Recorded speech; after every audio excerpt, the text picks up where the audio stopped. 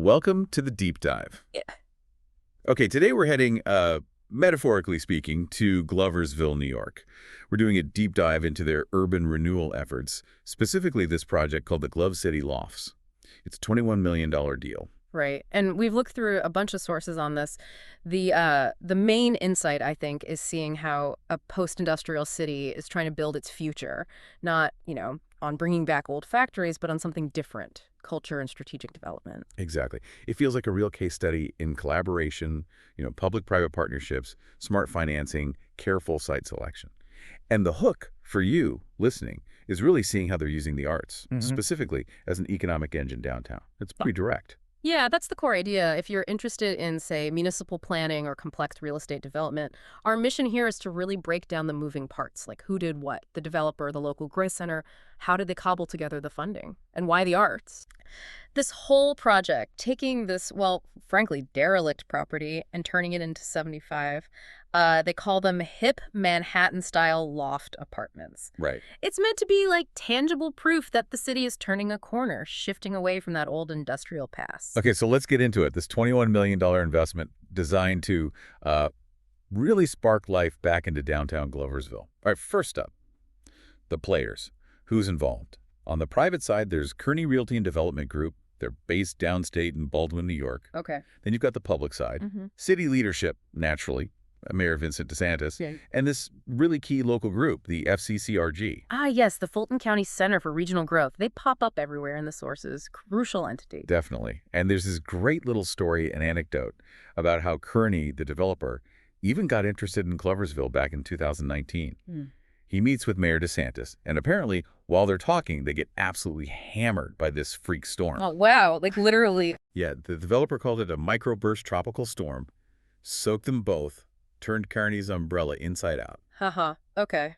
That's one way to make an impression. A bit of meteorological drama. Right, and Kearney apparently took it as a sign, said something like, "Mayor, this means good luck, I have to come back up here and work." And did he? He did. Came back 6 months later, which, for this kind of project, that's actually pretty quick. That is fast. It suggests things were aligned already. Well, and that points to the real story, beyond the weather omen. It's about how effective those local partners were, especially the FCCRG. Exactly. That's the division of labor we see. Kearney is the builder, the one doing the transformation. But the FCCRG, they were the ones who, as the sources say, really paved the way. How so? Property acquisitions, sorting out the financing maze, getting the community on board. They basically de-risked the whole thing for Kearney. And the site itself. It wasn't exactly straightforward, was it? No, not at all. It was a major headache, right across from City Hall, but vacant since 2009. Used to be a supermarket, then a call center, then nothing. Right. The owner defaulted on the mortgage, so you had Lehman's, back taxes piling up, the kind of mess that usually scares developers away for good. So how did they solve that? That was the FCCRG's big move. Their president, Ronald Peters, apparently did some very skillful negotiating. He worked with the owners, the lenders, managed to head off a foreclosure, which allowed the FCCRG to actually take ownership first. Clean title. I see. So they absorbed the initial risk and complexity. Precisely. Kearney himself called it amazing work. It meant they achieved site control, which was the absolute prerequisite. Kearney could then buy it from the FCCRG in March 2022 and just focus on building. So that local groundwork, that intervention, was really the key to turning that rainy day meeting into a multi-million-dollar project. Couldn't have happened without it. Right. And once they had that site control, the location itself became a huge asset. Strategically. Yeah, look where it is. It's positioned perfectly to act as a connector. It helps link Main Street over towards Trail Station Park, near the creek and City Hall. It's about stitching the downtown back together, encouraging foot traffic. Makes sense. And construction moved fast, you said. The old building came down in fall 2023. Then they had a mild winter, which must have helped. Big help, yeah. Kept things moving. By the next summer, so summer of 24, they were already putting on the final touches, masonry, siding, trim, getting that 4-story structure finished up. And what about the immediate economic effects? During construction. That's another important angle. The sources highlight that they used mostly local workers. Oh, good. Plumbers, electricians, HVAC crews. Yeah. Estimates are around 250 to 300 jobs created just during the build phase. That's direct cash flow into the local economy. Yeah, that's significant. Yeah. And I was struck by the sustainability angle, too. Seems like they were really thinking long term. They really were. It's not just standard construction. This building is designed to use zero fossil fuels. Zero. Well, they've got increased insulation, obviously, but the main system is geothermal heat. And there's an electric source heat pump as a backup, but the core idea is no gas lines needed. It's all electric, powered by geothermal. That's quite a commitment. Reduces long-term operating costs, too, I imagine. Definitely. And it aligns with, broader environmental goals. Yeah. So the final building, 4 stories, 75 apartments. They're aiming for occupancy by summer 2025. And it's not just luxury apartments, right? There's a mix. Correct. It's mixed income. Rents are tiered. They're targeting folks earning up to, I think, 60 to 95% of the area's median income. So aiming for a range of residents. Okay, that mixed income piece is interesting and leads right into what feels like the core strategy here, the thing that makes it different, the arts catalyst. Yes. This is where it moves beyond just, building apartments. They're intentionally trying to create a cultural hub. How specifically? Well, the numbers are clear. 37 of those 75 units, that's almost half, are specifically set aside for tenants involved in artistic or literary work. Wow, nearly half. So they're actively recruiting artists and writers. Seems so. It's a deliberate curation of the resident base. Why artists, though? I mean, what's the economic thinking there? Did the sources elaborate? Yeah, it's based on a model that's worked elsewhere. The idea is that artists aren't just passive residents. They tend to be active economic agents. How so? They start small businesses, studios, they use local shops and cafes, they organize events. They basically generate buzz and foot traffic. It enhances the quality of life, which then attracts other kinds of commercial interest in residents. So the building itself becomes this creative engine. And it's not just the apartments, right? There are other art spaces built in. Absolutely. That's key. They've included space for an art gallery right on the ground floor, facing Main Street for visibility. Smart. And an arts office, too. The gallery isn't just for tenants. It's meant to draw people downtown, showcase local talent, become a destination in itself.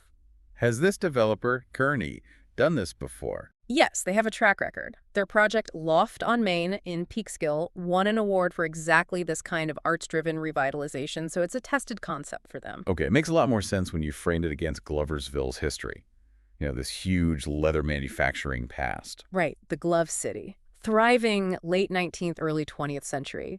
Then, like so many industrial towns, manufacturing moves overseas, and you get this long, slow decline hitting rock bottom in the 90s. So this is the pivot. It's the pivot. Mayor DeSantis talks about turning Gloversville into a 21st century post-industrial community on the verge of a renaissance. Instead of relying on leather gloves, they're leveraging culture. And this Glove City Lofts project is positioned as the tangible proof, as he put it. Okay, but let me play devil's advocate for a second. It sounds great, but what about the risks? I mean, are we sure the local market can absorb 75 new, relatively upscale lofts, even with artists? What if vacancy rates are high? Couldn't that backfire? That's a fair question, a really important one. The sources sort of point to 2 mitigating factors. First, that mixed income structure we mentioned. It provides a wider pool of potential renters. It's not solely dependent on the high end. Okay. Second, and maybe more critically, the public money involved.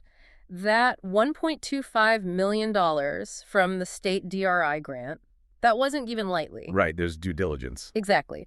These state grants require extensive market studies, proof of need, feasibility analyses. The state needed convincing that this wasn't just a speculative gamble, so that public investment acts as a kind of validation of the market potential. Okay, good point. And that state money is the perfect segue. Let's talk funding. $21 million. That's a serious number for a project like this in Gloversville. The sources confirm it's fully funded, which is impressive. Right. How do they pull that together? It's definitely a complex puzzle. That state funding you mentioned is a cornerstone piece. $1.25 million came from New York State's Downtown Revitalization Initiative, the DRA program. They won that grant award in December 2021. Okay, $1.25 million from the state DRI. Right. But what's really interesting is the history before that. Getting that DRI grant, that often means a town is already shovel-ready. They've done their homework. Grand work. Yeah. Gloversville had apparently secured about $8 million in other grants for various downtown projects in the 5 years leading up to the DRI application. Wow, $8 million before the DRI. Seems so. That prior investment was likely crucial for making their DRI application competitive. It showed commitment, progress, a track record. It built the foundation to win the bigger prize. Okay, so the $1.25 million DRI grant is anchored by that previous $8 millers in groundwork. But that still leaves quite a lot of the $21 million. Hmm. Nearly $20 million more. Where did that come from? Right, that's where the rest of the stack comes in. The sources mention another $7 million secured through a mix of tax credits and private investment. Okay, tax credits. That sounds complicated. It usually is. And this Yeah. is where an entity like the FCCRG becomes absolutely invaluable again, their financial expertise. Can you give us a sense of how that works? How do tax credits help bring in millions? Well, the genius is in layering different funding sources. That $7 million likely involves things like specialized historic tax credits, maybe low-income housing tax credits, LIHTC, they're called. LIHTC. Okay. These are technical tools. They offer tax benefits that make the project attractive to banks or institutional investors who buy the credits. But investors usually only come in after foundational public money, like that DRI grant, is locked down. It reduces their risk. I see. So the FCCRG's job is to identify all these potential streams, state grants, federal tax credits, private equity, and then assemble them into a package that actually works. That makes the numbers add up for everyone. They turn that complexity into a viable investment. Okay. And what about ongoing finances, like local taxes? Good question. There's mention of a pilot agreement, PILOT. Payment in lieu of taxes. Exactly. It's a common tool for these kinds of developments. Yeah. Kearney's company won't pay standard property taxes immediately. Instead, they'll pay a set amount, starting at $75,000 in the first year after completion. And that amount increases over time. Yeah, typically. In this case, it goes up by 2% annually for the duration of the agreement. It ramps up as the project, hopefully, stabilizes and succeeds. It helps manage the developer's costs up front while still ensuring a contribution to the city. All right, so the project is underway, occupancy expected next summer. But it sounds like Kearney isn't stopping there. No, seems like this was always planned as potentially the first step. The developer, Kearney, envisioned a phase 2 from early on. Really? What does that involve? The sources say Kearney Realty actually subdivided the lot when they bought it. The plan is to build a second identical building right next to the first one. Wow, doubling down. Essentially, yeah. It would mirror the current building, forming an L-shaped footprint overall. That would significantly boost the number of units and the arts presence right there. It signals a real long-term bet on Gloversville. Okay, so wrapping this up, what's the core takeaway for our listeners from this Gloversville example? I think for anyone looking at post-industrial revitalization, Gloversville really highlights a potent, maybe replicable three-part formula. First, you absolutely need that local capacity to secure difficult but strategic sites. That FCCRG role was indispensable in navigating the mess, gaining site control. Right, the groundwork. Second, the financing piece. You have to be adept at leveraging public and private funds.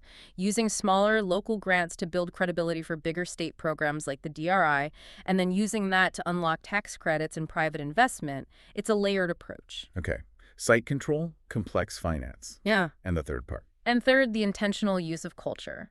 Not just hoping artists show up, but actively building infrastructure for them, reserving units, creating gallery space, using the arts as a specific economic catalyst to boost quality of life and draw further investment. Yeah, that focus is really striking. And it connects to something else I saw mentioned, the idea that after a town gets itself ready, it has to market itself effectively.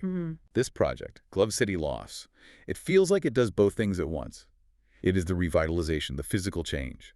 But because of its high visibility, its sustainability features, its explicit arts focus, it's also the city's best marketing campaign. That's a great way to put it. It's substance and story. So here's maybe the final thought for you, the listener, to consider. Gloversville used its industrial past to unlock funding, and it's investing heavily in a specific cultural future with these lofts as tangible proof.